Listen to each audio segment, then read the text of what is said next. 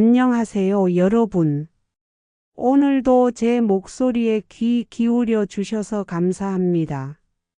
혹시 이야기를 듣다가 마음이 움직이셨다면 구독과 좋아요 잊지 마세요. 그 한 번의 클릭이 저희에겐 큰 힘이 되고 또 여러분의 하루에도 따뜻한 기운이 스며들기를 바랍니다. 오늘의 사연은 평생을 자식만 바라보며 살아온 한 노부부의 이야기입니다.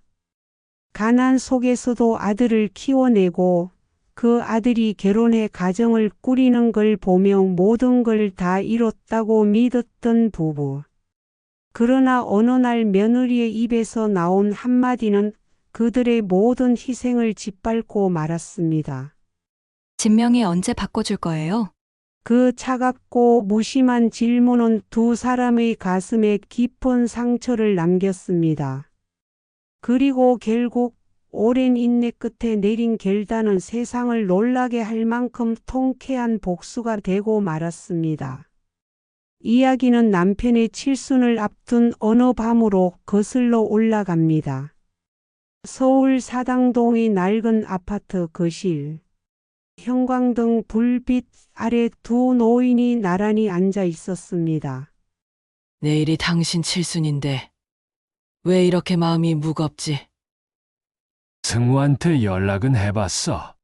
올 거라 했나? 점심에 잠깐 들른데 지연이가 약속이 있다나 봐. 칠순인데 점심에 잠깐 온다고. 70년의 세월을 버텨온 한 남자의 생일이었지만 기쁨보다 서운함이 앞서는 밤이었습니다. 두 사람의 삶은 평범했지만 그 평범함 속에 수많은 희생이 녹아 있었습니다. 만섭은 평생 건설 현장에서 일하며 허리를 다치기도 했고 분남은 시장에서 장사를 하며 자식을 키워냈습니다. 내가 허리 삐끗해서 쓰러졌을 때도 다음 날 현장에 나갔지. 승우 등록금 생각하니까 못 누워 있겠더라. 그때 내가 얼마나 울었는지 알아요? 그래도 나도 부엌이라고 반찬 장사해서 같이 보탰잖아요. 그렇게 키운 아들이 대학을 졸업하고 직장을 잡았을 때 두 사람은 세상을 다 얻은 듯 기뻤습니다. 하지만 진짜 고생은 그때부터 시작이었습니다. 아들이 결혼하겠다고 데려온 여자 지연. 첫 만남부터 분남은 알 수 없는 서늘함을 느꼈습니다. 처음 봤을 때 말투는 공손했는데 눈빛이 이상하게 차갑더라고요. 사람 속은 겪어봐야 아는 거야. 너무 성급히 판단하지 마. 그러나 그 예감은 곧 현실이 되었습니다. 결혼 준비 과정에서도 갈등은 드러났습니다. 시댁에서 집은 좀 해주셔야 하는 거 아닌가요? 요즘 다 그렇게 하잖아요. 지연아, 부모님 사정도 있잖아. 현실적으로 말씀드리는 거예요. 저희도 대출 안고 시작하고 싶진 않거든요. 그 말에 분남은 부엌에서 몰래 눈물을 훔쳤습니다. 결국 만섭은 평생 모은 돈을 털어 아파트를 마련해 주었습니다. 집 명의는 일단 내 이름으로 해두자. 나중에 필요하면 바꿔주마. 아버지, 정말 감사합니다. 네, 감사합니다. 그러나 그 감사 인사는 오래가지 않았습니다. 명절이 되면 갈등은 더욱 도드라졌습니다. 분남이 전을 붙이고 있으면 지연은 곁눈질을 하며 말했습니다. 얘야, 전 좀 같이 붙이자. 저는 손에 기름 냄새 배는 거 싫어요. 어머니가 하시면 되죠. 그 대답은 분남의 가슴에 모처럼 박혔습니다. 그리고 결정적인 순간은 바로 만섭의 칠순날 찾아왔습니다. 칠순상에는 갈비찜과 도미조림, 손수 끓인 미역국이 차려졌습니다. 그러나 며느리의 표정은 시큰둥했습니다. 제가 왜 이런 데까지 신경 써야 해요? 저도 약속 있는데. 그 차가운 말에 분남은 젓가락을 내려놓았습니다. 그리고 그날 저녁 두 사람은 처음으로 깊은 대화를 나누었습니다. 여보, 우리 이렇게까지 무시당하면서 살아야 하나요? 참자. 그래도 아들이잖아. 참는 것도 한계가 있어요. 언젠가 큰일 날 거예요. 그 예감은 현실이 되었습니다. 며칠 뒤 며느리의 입에서 터져 나온 한마디. 진명이 언제 바꿔줄 거예요? 괜히 늙은이들 오래 살면 저희만 고생이에요. 그 말은 칼처럼 날카롭게 두 노인의 가슴을 찔렀습니다. 평생 자식을 위해 허리 휘며 살아왔는데 돌아온 건 돈 없는 노인네라는 모욕뿐이었습니다. 분남아, 이제 우리도 결심할 때가 된 것 같다. 여보, 그게 무슨 뜻이에요? 집을 팔자 그리고 우리 인생을 살자. 그렇게 해서 오래된 아파트는 매물로 나가게 되었습니다. 그리고 이 결정이 이후 모든 사건의 시작이 되었습니다. 집을 팔겠다고 결심한 노부부. 하지만 그 길은 결코 쉽지 않았습니다. 오랜 세월 정든 집을 내놓는다는 건 단순한 재산 정리가 아니었습니다. 마치 지난 세월, 땀과 눈물, 기쁨과 슬픔까지 한꺼번에 떠내려 보내는 것 같았죠. 어느 오후 두 노인은 사당동 골목 안의 작은 부동산 사무소에 앉아 있었습니다. 벽에는 매물 사진이 빼곡했고 한쪽 구석에는 묵은 먼지가 앉은 의자가 있었습니다. 사장님, 이 아파트요? 요즘 재개발 얘기도 나오고 역세권이라 바로 나갈 겁니다. 그렇습니까? 아이고, 우리가 이렇게 큰 돈을 만져볼 날이 올 줄이야. 만섭의 손은 미세하게 떨렸습니다. 평생 노가다 현장에서 못질을 하고 시멘트를 나르던 손. 그 손이 이제는 매매계약서 위에 도장을 찍으려 하고 있었습니다. 집을 내놓은 지 사흘도 안 돼서 연락이 왔습니다. 매수 희망자가 나타난 겁니다. 그러나 그 소식은 순식간에 아들 승우와 며느리 지연의 귀에도 들어가고 말았습니다. 어느 저녁 현관문이 벌컥 열리며 두 사람이 들이닥쳤습니다. 아버지, 이게 무슨 짓이에요? 왜 그러냐? 집을 판다니 이게 말이 돼요? 그 집은 원래 제 거라고 했잖아요. 내 거라니? 우리가 어떻게 마련한 집인데 평생을 쪼들려가며 모은 건데. 아들의 목소리는 떨리고 있었지만 그것은 슬픔이 아닌 분노였습니다. 어머님, 아버님, 저희는 이제 어디서 살라는 거예요? 저희 인생은 안중에도 없으세요? 그 말에 분남은 더 이상 참지 못했습니다. 너희 인생 위해 우리가 어떤 희생을 했는데. 내 남편 대학 보낼 때 내가 손이 갈라지고 허리가 휘어도 장사했어.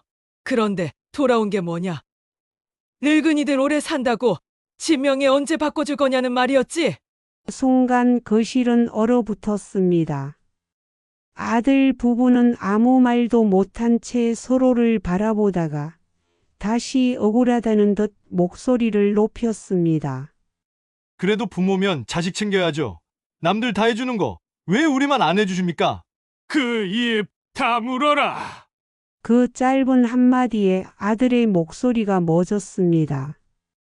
70년을 살아온 남자의 단호한 울림은 더 이상 논쟁의 여지를 주지 않았습니다. 며느리 지연은 억울하다는 듯 다시 입을 열었습니다. 저도 말 좀 할게요.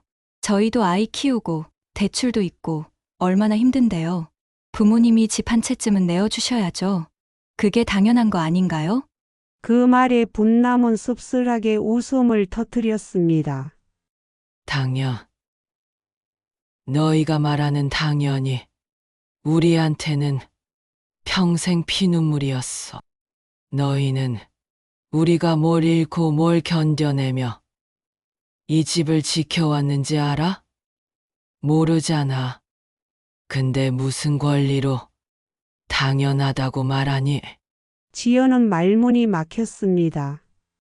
그리고 성호는 두 손으로 머리를 쥐어뜯으며 소리쳤습니다.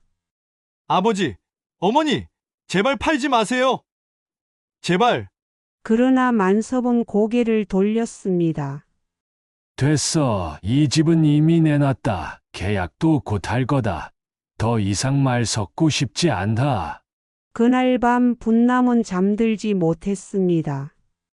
머릿속에는 아들의 울먹이던 목소리가 떠올랐고 한편으로는 차갑게 식은 남편의 눈빛이 맴돌았습니다.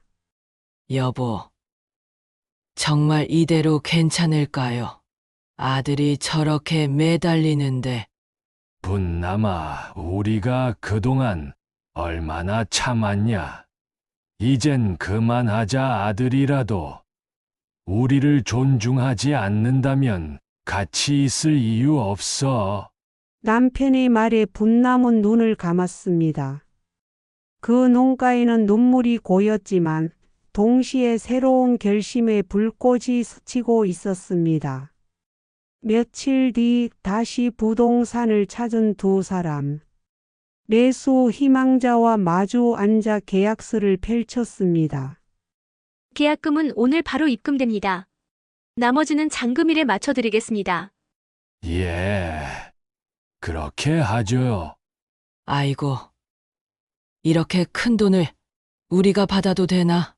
펜 끝이 종이에 닿는 순간 노부부의 가슴 속에는 두려움과 해방이 동시에 스쳤습니다. 뒤에서 지켜보던 아들 부부의 얼굴은 절망으로 일그러져 있었습니다. 그렇게 첫 번째 도장은 찍혔습니다. 그리고 그 순간부터 되돌릴 수 없는 길이 시작된 것이었습니다. 집 계약서를 쓰고 나온 두 노인은 곧바로 세무사를 찾았습니다. 평생 돈과 거리가 멀었던 두 사람에게 수억 단위의 거래와 세금 문제는 너무나 낯설고 두려운 일이었습니다. 종로 한복판 깔끔하게 정리된 세무사 사무실. 벽에는 각종 자격증이 걸려 있었고 유리 책상 위에는 계산기와 두꺼운 자료집이 쌓여 있었습니다. 어서 오세요. 집을 매각하신다고 들었습니다. 예, 사당동 아파트를 팔기로 했습니다. 매매가는 20억 정도 됩니다. 우리가 이런 큰 돈을 만져보는 게 처음이라 어디서부터 뭘 해야 할지 모르겠어요. 김 세무사는 미소를 지으며 서류를 펼쳤습니다. 20억이라면 상당한 금액입니다. 우선 양도소득세부터 고려해야 합니다. 장기 보유 특별공제를 받으실 수 있으니 세율은 낮아집니다. 다만 한 번에 현금으로 들고 계시면 세금 폭탄을 맞을 수 있죠. 아이고, 세금에 그렇게 다 떼갑니까? 하지만 부부 공동 명의로 분산하고 일부는 채권연금 상품에 넣으시면 절세가 가능합니다. 또 금융소득 종합과세 구간을 피하려면 분산이 필수입니다.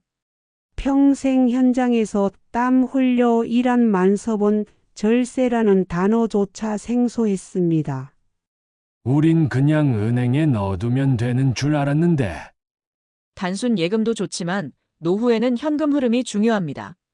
매달 생활비가 안정적으로 들어오도록 설계하는 게 최우선이에요. 그럼 우리 노후는 안심해도 되는 건가요? 계산해드리겠습니다. 은행 정기예금과 적금에서 월 500만 원 정도, 연금과 금융상품까지 합치면 월 770만 원이 들어옵니다. 그 말을 듣는 순간 두 사람의 눈가가 촉촉해졌습니다. 평생 다음 달 월세는 어떻게 내나 걱정하던 인생. 이제는 매달 770만 원이라는 말이 믿기지 않았습니다. 여보, 우리 이제 돈 걱정 안 하고 살아도 되는 거예요? 분남아, 드디어 우리가 사람답게 사는 거야. 남은 인생 하고 싶었던 거 하면서 사세요. 지금까지는 자식만 바라보셨다면 이제는 부부 자신을 위해 쓰셔야 합니다. 세무사의 말은 단순한 재정 조언이 아니었습니다. 그것은 지난 세월 자신을 돌보지 못했던 노부부에게 주는 허락 같았습니다. 이제는 당신들의 삶을 살아라. 사무실을 나서며 두 사람은 오래된 손을 꼭 맞잡았습니다. 손등의 주름 사이로 세월의 그림자가 스며 있었지만 그 손은 여전히 따뜻했습니다. 분남아, 우리 앞으로 뭐 하고 살까? 여보, 당신은 평생 현장에서 시멘트 냄새 맡았잖아요. 이제 꽃 냄새 맡으면서 살아요. 저기 양평이나 남양주 같은데 천원주택 어때요? 참말로 좋지. 그날 밤 집으로 돌아온 분남은 한참을 하늘을 바라보았습니다.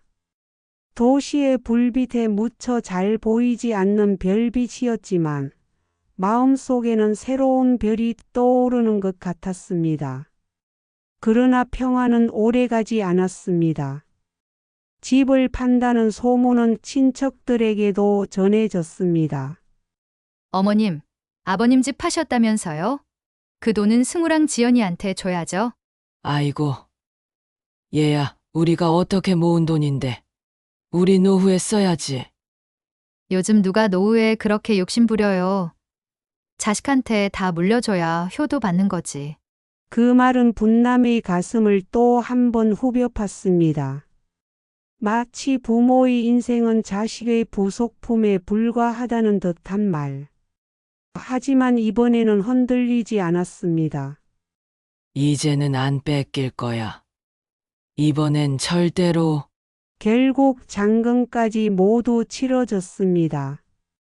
통장에 찍힌 20억이라는 숫자. 평생 꿈에서도 보지 못한 액수가 화면에 찍히자 분남은 그만 손으로 입을 틀어막고 울음을 터뜨렸습니다. 여보, 우리가 이렇게 큰 돈을 가질 수 있을 줄이야.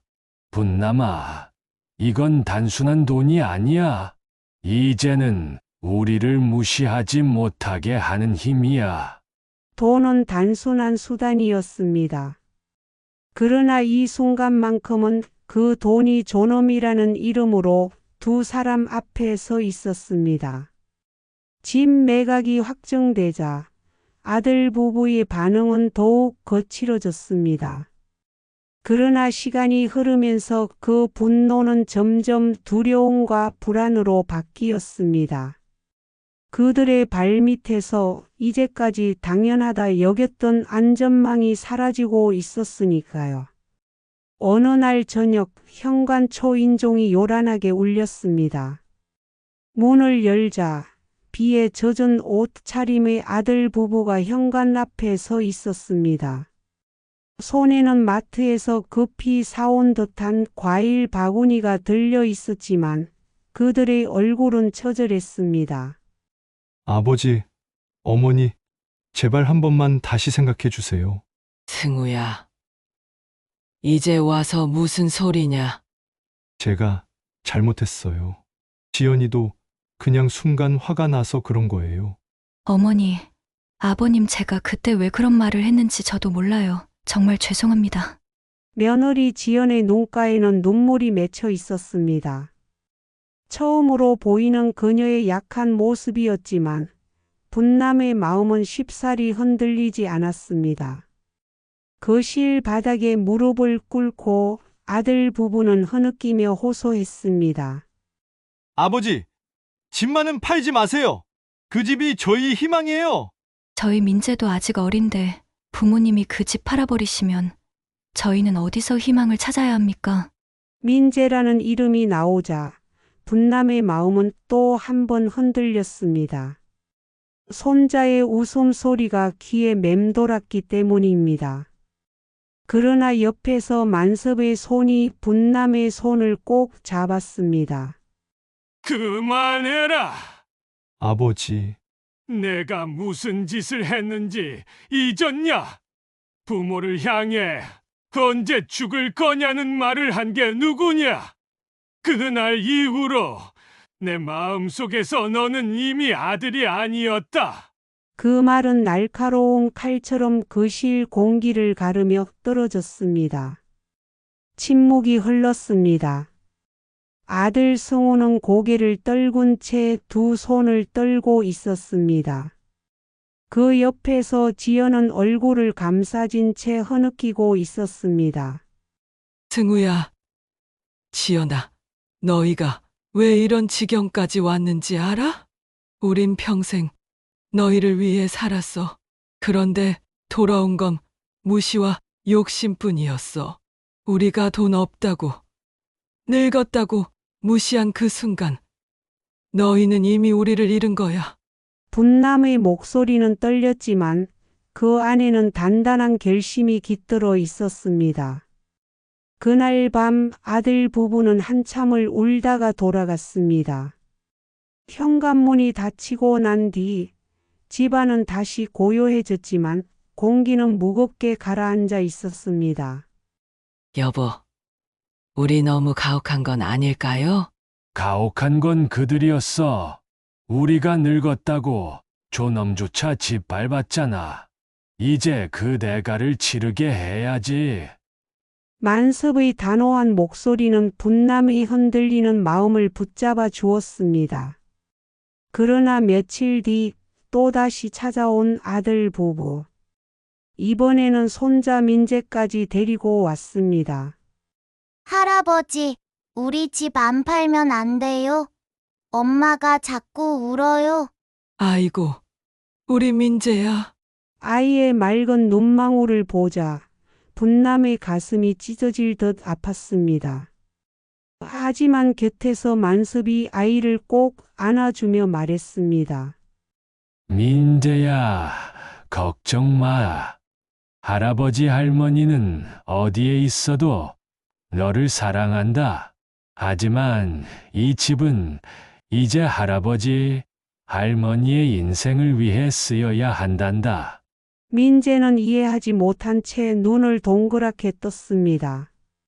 그러나 그 아이의 눈빛조차 두 사람의 결심을 흔들 수는 없었습니다. 결국 아들 부부는 마지막까지 울며 매달렸지만 계약은 취소되지 않았습니다. 통장은 이미 노부부의 이름으로 채워지고 있었고 시간은 되돌릴 수 없었습니다. 아버지, 어머니 정말 이렇게 끝내실 겁니까? 그래, 이번엔 끝이다. 단호한 대답에 아들 부부는 힘없이 뒷모습을 보이며 떠났습니다. 분남은 그 등을 바라보며 눈물을 흘렸지만 마음속에는 묵직한 안도감이 함께 자리하고 있었습니다. 그날 밤 두 노인은 함께 앉아 오랜만에 차를 끓여 마셨습니다. 찻잔에서 피어오르는 김은 마치 지난 세월의 상처를 씻어내는 듯 했습니다. 여보, 이제 우리 정말 우리 인생을 살아도 되겠죠? 그래, 이제야 시작이야. 그렇게 두 사람은 드디어 자신들의 인생을 향해 발걸음을 떼기 시작했습니다. 아들 부부가 등을 돌리고 떠난 뒤 집안은 다시 고요해졌습니다. 그러나 그 고요는 달콤한 평화가 아니라 무겁고 씁쓸한 적막이었습니다. 분남은 창가에 앉아 빗소리를 들으며 지난 세월을 떠올렸습니다. 1980년대 서울 변두리. 만섭은 건설 현장에서 일을 했습니다. 무거운 시멘트 포대와 철근을 나르며 땀에 절은 하루하루. 그의 손바닥은 늘 굳은 살로 두껍게 갈라져 있었습니다. 분남아, 허리 좀 더 쓰면 되지. 내가 버텨야 승우가 공부하지 않겠냐? 여보, 당신은 맨날 허리 아프다면서 또 현장 나가요. 제발 하루라도 쉬어요. 못 쉬어. 내가 쓰러지면 승우는 대학도 못 가. 내 허리는 부러져도 좋으니 내 새끼 공부만 하게 해달라 했잖아. 그 말에 분남은 주저앉아 눈물을 흘렸습니다. 그러면서도 그녀 역시 포기하지 않았습니다. 새벽마다 시장에 나가 반찬 장사를 하고 밤이면 골목에서 치킨을 팔았습니다. 겨울에는 손이 얼어붙어 제대로 펴지지 않았고 여름에는 뜨거운 기름 냄새에 숨이 막혔습니다. 이모, 오뎅 2개만 더 주세요. 애 등록금 모아야 돼요. 아이고, 분남 씨는 참 독하다. 그 마음씨로 아들 공부는 반드시 시키겠다. 그렇게 모은 돈으로 아들은 대학에 들어갔습니다. 합격 통지서를 받아든 날, 두 사람은 부둥켜 안고 울었습니다. 우리 승우가 해냈다. 이제는 고생 끝이다. 여보, 당신 고생한 보람이 있어요. 이제 우리도 웃을 수 있겠죠? 그러나 그 웃음은 오래가지 않았습니다. 등록금, 생활비, 졸업 후 결혼까지. 부모의 희생은 끝이 없었습니다. 해상은 계속되었습니다. 결혼식 날, 며느리 지연이 던진 차가운 한마디도 선명했습니다. 시댁에서 집은 해주셔야죠. 요즘 다 그렇게 하잖아요. 우리 형편에 어떻게 집을, 하지만 아이가 사랑한다니 해줘야 하나. 결국 두 사람은 또다시 허리띠를 졸라 아파트를 마련해 주었습니다. 그때만 해도 이제는 효도 받을 수 있겠지라는 기대가 있었습니다. 하지만 돌아온 건 무시와 차가운 시선뿐이었습니다. 분남은 눈을 감은 채 자신이 부엌에서 전을 부치던 장면을 떠올렸습니다. 얘야, 전 좀 같이 부치자. 저는 손에 기름 냄새 배는 거 싫어요. 어머니가 하시면 되죠. 그 말은 마음에 큰 못이 되어 깊이 박혀 있었습니다. 그리고 결정적인 말, 진명이 언제 바꿔줄 거예요? 라는 말은 그 못을 끝내 뽑아내게 한 칼날이었습니다. 과거의 기억을 곱씹던 분남은 눈물을 훔치며 중얼거렸습니다. 여보, 우리가 이렇게 살아온 게 맞는 걸까요? 평생을 줬는데 남은 건 상처뿐이잖아요. 아니다. 분남아. 우리가 잘못 산 게 아니야. 우리가 잘못 키운 것도 아니야. 잘못은 우리를 존중하지 않은 그들이지. 남편의 말은 분남의 굳은 마음을 다시 세워주었습니다. 그날 밤 부부는 오래된 사진첩을 꺼내 함께 들여다보았습니다. 흑백 사진 속에는 젊은 시절의 두 사람, 갓난아기를 안고 웃고 있는 모습이 있었습니다. 그 사진은 마치 잊고 있던 자존심을 일깨우는 듯 했습니다. 이제 됐다. 이제는 우리를 위해 살자. 우리에게도 권리가 있다. 그래요. 이번엔 절대로 흔들리지 않을 거예요. 그렇게 두 사람의 결심은 더욱 단단해졌습니다. 그것은 단순히 집을 파는 문제가 아니었습니다. 그들의 존엄을 되찾고 더 이상 무시당하지 않기 위한 삶의 선언이었습니다. 마침내 운명의 날이 찾아왔습니다. 집 매매 잔금을 치르는 날. 부동산 사무실 안 긴장된 공기가 가득했습니다. 서류가 오가고 은행에서 송금이 확인되는 순간 그들의 인생은 완전히 달라졌습니다. 예, 확인됐습니다. 20억 잔금이 모두 입금되었네요. 정말입니까? 아이고, 세상에 우리 통장에 그렇게 큰 돈이 들어왔다니. 눈앞에서 통장 잔액이 바뀌는 순간 분남은 입을 털어막고 눈물을 터뜨렸습니다. 평생 100만 원을 모으는 것도 벅찼던 인생. 이제는 두 눈으로 믿기 어려운 액수가 자신의 이름으로 찍혀 있었습니다. 만섭은 떨리는 손으로 통장을 들여다보다가 고개를 들어 아내를 바라봤습니다. 분남아, 이건 단순한 돈이 아니야. 이건 우리가 더 이상 무시당하지 않고 살 수 있는 힘이야. 누구도 우리를 늙은이 짐짝 취급하지 못하게 하는 방패야. 여보, 맞아요. 우리 이제는 사람답게 살 수 있겠네요.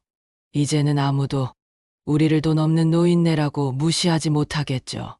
두 사람의 눈에는 눈물이 맺혔지만 그 눈물은 슬픔이 아니라 해방의 눈물이었습니다.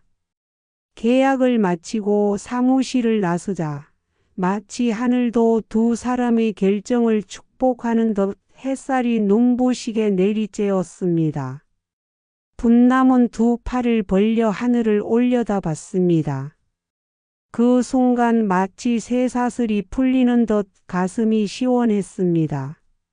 하지만 그 기쁨은 곧 아들 부부의 눈물 어린 전화로 흔들렸습니다. 아버지, 제발 집 팔지 마세요. 지금이라도 계약 취소할 수 있잖아요. 승우야, 이미 끝났다. 우리는 이번만큼은 후퇴하지 않는다. 어머니, 저 정말 잘못했어요. 그때 제가 왜 그런 말을 했는지 저도 몰라요. 제발 한 번만 기회를 주세요. 그러나 이번만큼은 분남도 흔들리지 않았습니다. 지연아, 내가 한 말은 칼날이었어. 그 상처는 평생 아물지 않아. 우린 더 이상 너희의 뒷바라지, 인생을 살지 않으려 한다. 이제는 우리 인생을 살 거다. 그날 밤 두 사람은 오랜만에 고급 식당을 찾아가 저녁을 먹었습니다. 촛불이 켜진 테이블 위 잘 구워진 스테이크가 놓였습니다. 여보, 우리가 이런 밥을 먹을 날이 오다니. 평생 막노동 밥만 먹었는데 오늘은 사람 대접받는 것 같구나. 와인의 향기, 부드러운 음악. 모든 게 낯설었지만 동시에 너무나 따뜻했습니다. 며칠 후 두 사람은 새로운 보금자리를 찾아 나섰습니다.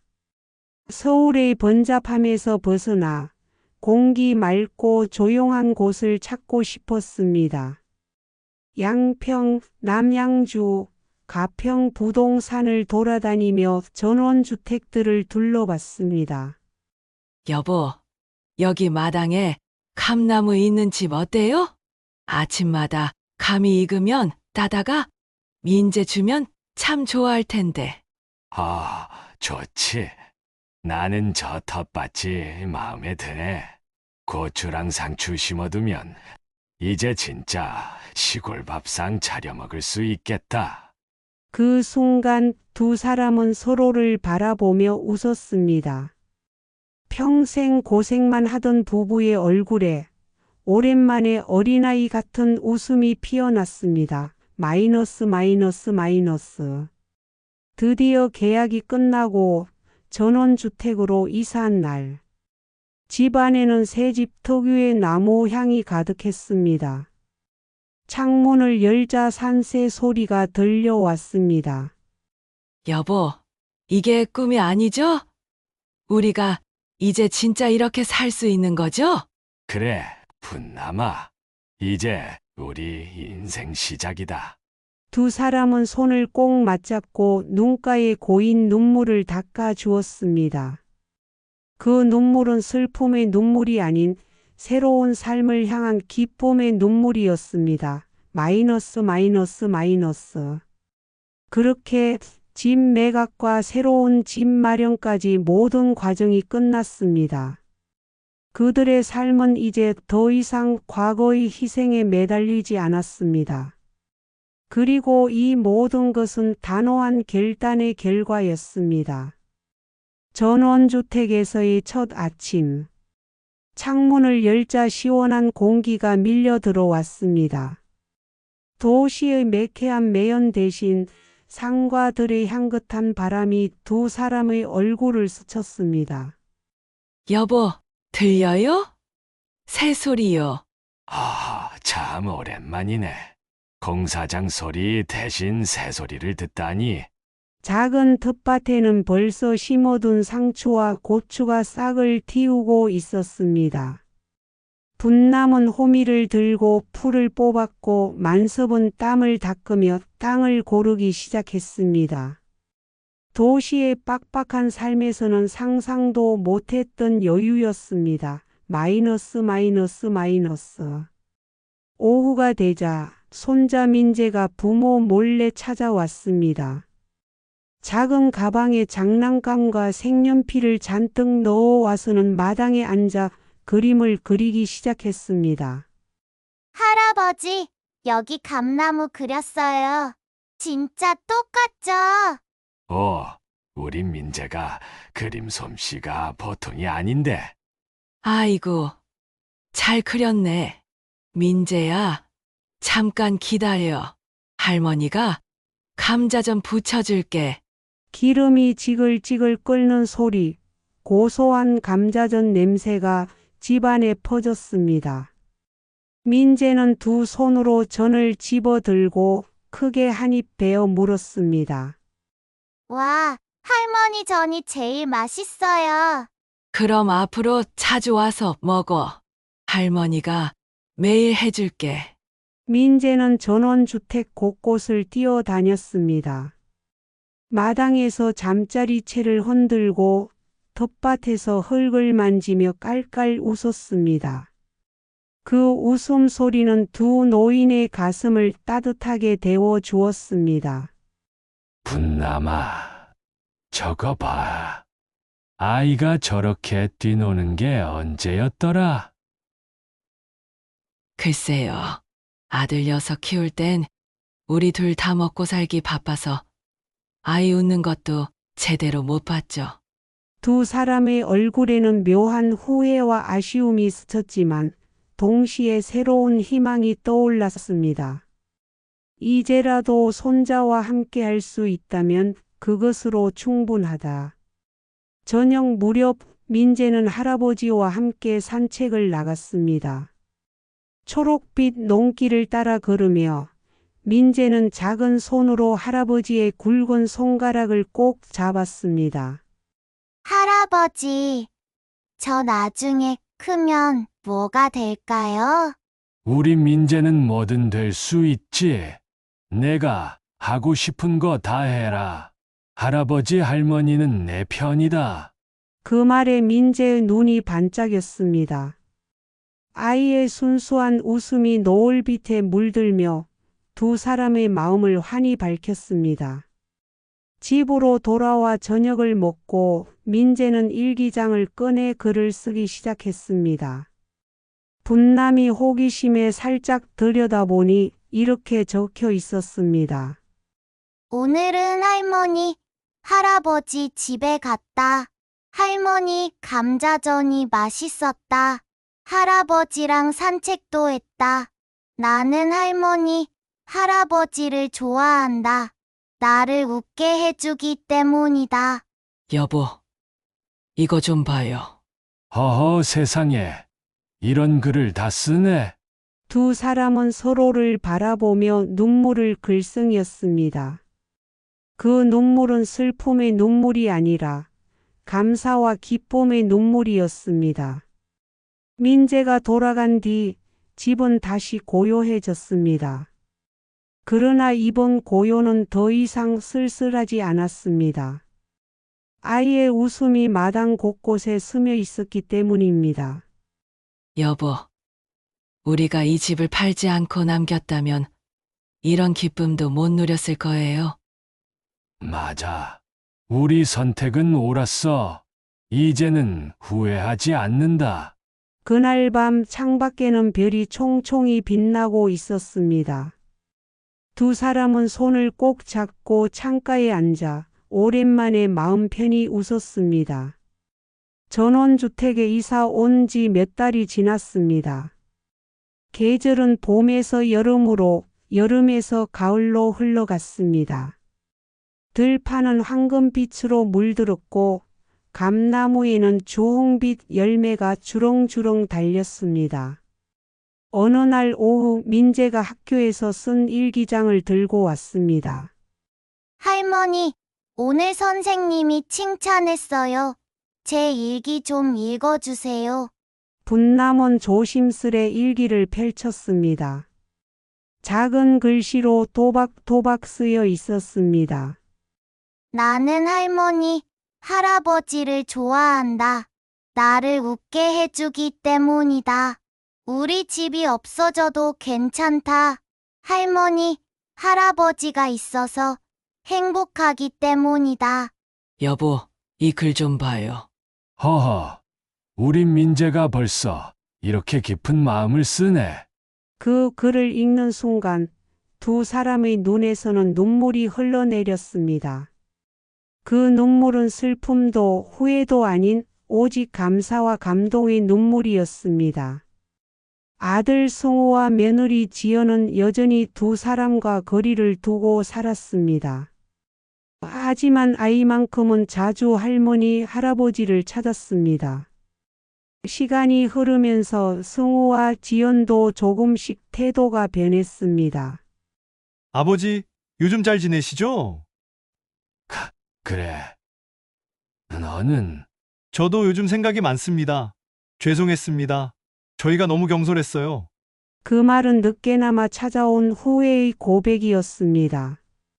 분남은 잠시 침묵하다가 조용히 대답했습니다. 승우야, 부모는 자식을 미워할 수 없단다. 하지만 다시 예전처럼은 어렵겠지? 우린 이제 우리 삶을 살아야 하거든. 전원주택에서의 삶은 소박했지만 충만했습니다. 아침이면 닭이 울고 해가 떠오르면 텃밭에 나가 흙을 만졌습니다. 이웃들과 반찬을 나누고 가끔은 작은 동네 장터에 함께 나가 웃으며 장을 보았습니다. 분남아, 우리도 드디어 늙음이 부끄럽지 않다. 맞아요. 늙어서야 비로소 우리다운 삶을 찾았네요. 두 사람은 자주 서로의 손을 잡았습니다. 그 손은 주름지고 굳은 살투성이었지만 그 안에는 평생 함께한 동지의 온기가 담겨 있었습니다. 가끔은 과거가 떠올라 가슴이 저렸습니다. 하지만 그때마다 민재의 웃음과 맑은 일기장이 두 사람을 붙잡아 주었습니다. 우린 잘했다. 이번만큼은 정말 잘했다. 시청자 여러분, 이 이야기는 단순히 집 한 채를 팔고 말고의 문제가 아니었습니다. 그것은 존엄을 지키려는 한 부부의 용기였고 더 이상 희생만을 강요받지 않겠다는 선언이었습니다. 혹시 지금 이 방송을 듣고 계신 분들 중에도 끝없이 참기만 하고 계신 분이 있나요? 때로는 참는 것이 미덕일 수 있습니다. 하지만 존중을 잃어버린 채의 희생은 미덕이 아니라 고통일 뿐입니다. 여러분 역시 존중받아야 할 존재입니다. 당신의 인생은 누군가의 욕심을 위해 소모되기 위해 태어난 것이 아닙니다. 오늘 이야기 끝까지 함께해 주셔서 감사합니다. 만약 이 사연이 마음에 와 닿으셨다면 구독과 좋아요 부탁드리겠습니다. 그리고 댓글로 두 분 사연자께 따뜻한 응원의 한마디 남겨주신다면 그분들의 남은 삶에 큰 힘이 될 겁니다.